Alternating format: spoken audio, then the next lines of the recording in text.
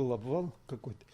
Но я поднялся, тоже ужаснулся. Это общая душевая в Сталинке на Декабристов. Потолка здесь больше нет. Тяжелые пластиковые панели с кусками штукатурки рухнули в момент, когда здесь мылись люди. Испугались, но не пострадали. Могло убить вообще.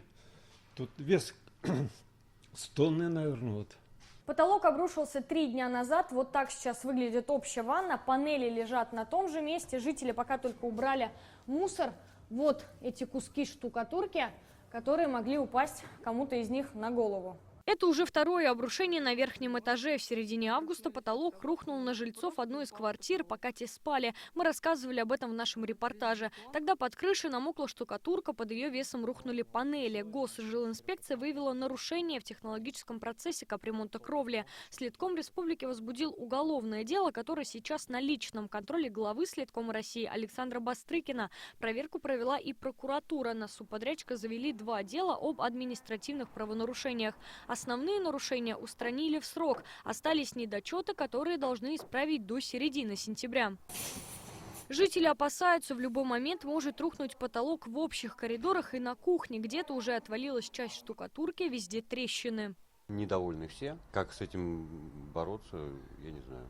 Должны разбираться правоохранительные органы, либо компетентные службы. Проблемы в доме начались, как только строители принялись за кровлю, рассказывают жители. Работы ведет компания «Энергосервисстрой». От комментария на камеру руководство отказалось. В устной беседе пояснили, в этот раз отношения к инциденту не имеют. По их версии, потолки рушатся из-за ветхлости дома 50-го года постройки. Якобы они не выдержали колебаний и вибраций, неизбежных при строительных работах, которые ведут на крыше.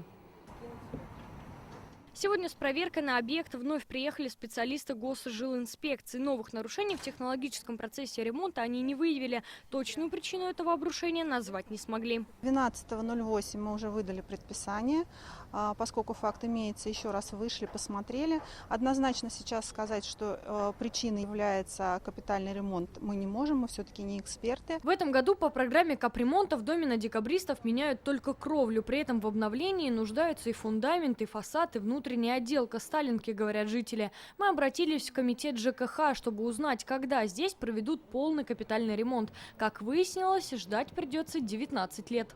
156-й дом на Декабристов включен в региональную программу капремонта. В 2021 году выполнен капремонт внутридомовой инженерной системы электроснабжения. В 2024 ремонт крыши.